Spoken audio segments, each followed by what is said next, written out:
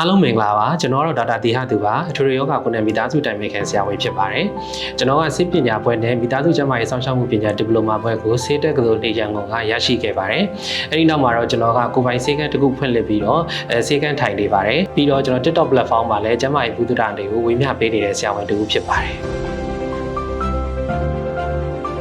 ်ကျွန်တော်သမီးလေးကတော့မတ်သမီးရဲ့ဒီပေါ့နော်လက်ရှိ KES မှာ primary 1ပြီးတော့ primary 2ကိုဆက်လက်ပြီးတော့တက်ရောက်မဲ့သမီးလေးဖြစ်တယ်ပေါ့နော်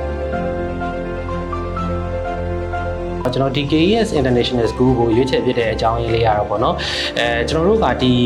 ပညာရေးတစ်ခုတည်းကိုပဲကြည့်လို့မရဘူးပေါ့ကလေးတစ်ယောက်က confidence ရှိဖို့ personality development ကောင်းဖို့ဒါတွေကိုပါကျွန်တော်တို့ကထည့်သွင်းစဉ်းစားရတာဖြစ်တယ်ပေါ့နော်အဲ့တော့ကျွန်တော်တို့ KES အကြောင်းကိုကျွန်တော် school visit လာလိုက်တဲ့အခါမှာဆိုလို့ရှိရင်ဒီအကြောင်းမှာရှိတဲ့ဒီ learning environment ကတော်ကောင်းတာတွေ့ရတယ်ဒါကြောင့်မလို့ကျွန်တော်ဒီအကြောင်းလေးကိုရွေးချယ်ဖြစ်ခဲ့တာဖြစ်ပါတယ်ဗျ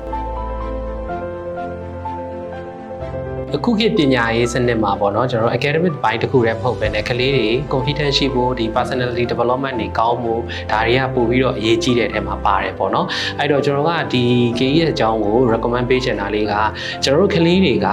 ကျောင်းဆိုတာဒုတိယအိမ်လို့တော့ပြောလို့ရတယ်ပေါ့နော်ဒီနေ့ကို6နာရီလောက်ကျောင်းမှာအချိန်ကောင်းရတာဆိုတဲ့အခါကျတော့ကလေးတွေအဓိကကကျွန်တော်တို့ကကျွန်တော်ရေ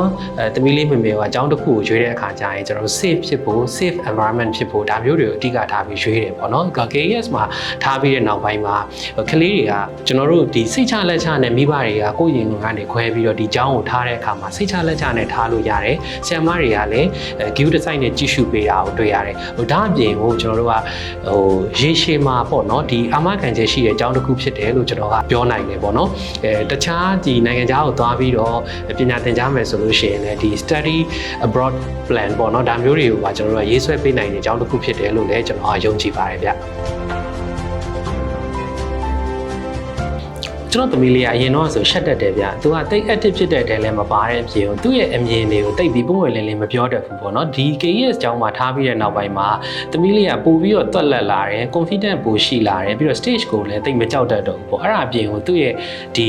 social skill တွေ communication skill တွေကတိုးတက်လာတာကိုတွေ့ရတယ်ပေါ့နော်ပြီးတော့ကလေးတွေမှာကဒီသိမှုစွမ်းရည်ဖွံ့ဖြိုးမှုအပိုင်းပေါ့နော် cognitive skill တွေလည်းပို့ပြီးကောင်းလာတယ်လို့ school activities တွေလည်းလုပ်ဆောင်ရတဲ့အခါကျတော့သူ့ရဲ့ motor skill တွေပါပို့ပြီးတိုးတက်လာတာကိုတွေ့ရတယ်ပေါ့နော် English ဆိုလို့ရှိရင်လည်းသူကကောင်းကောင်း communicate လုပ်လာနိုင်တာကိုကျွန်တော်တို့တွေ့ရတယ်ပေါ့နော်ကျွန်တော်တို့ကအမြဲတမ်းအကြောင်းအပြန်လာတိုင်းမှာသူ့ကိုမေးတယ်သမီးလေးပျော်လားပေါ့အဓိကအကြောင်းစာတစ်ခုတည်းမဟုတ်ဘဲနဲ့ကျွန်တော်တို့ကအကြောင်းမှာပျော်ပျော်ရွှင်ရွှင်နဲ့ဒီ learning environment မှာပျော်ပျော်ရွှင်ရွှင်သင်ယူနိုင်ဖို့ကပို့ပြီးတော့အရေးကြီးတဲ့အပိုင်းမှာပါတာပေါ့နော်ကျွန်တော်တို့ငယ်ငယ်တုန်းကလည်းဒါအကြောင်းတွေပြောရေးစာတော်ရမည်ဆိုရဲစာမိုးလေးတွေလည်းရှိတာပေါ့ဒါကြောင့်မလို့အကြောင်းကပြန်လာပြီဆိုတာနဲ့သူက skill တစ်ခုခုတက်လာတယ်ဥပမာသူဆို art and craft ဝါသနာပါတယ်ပေါ့ art and craft နဲ့ပတ်သက်ပြီးတော့ကျွန်တော် drawing မှာဗာလေးတွေဆွဲလာတယ်ပေါ့နော်ဗာလေးတွေလုပ်လာတယ်ဒါမျိုးလေးကိုသူတက်ကြွနဲ့ဒီ school activities လေးတွေကိုပြောပြတတ်တယ်ပေါ့နော်နောက်တစ်ခုကကျတော့သူ့ရဲ့တနည်းတခြားတိုးတက်လာတဲ့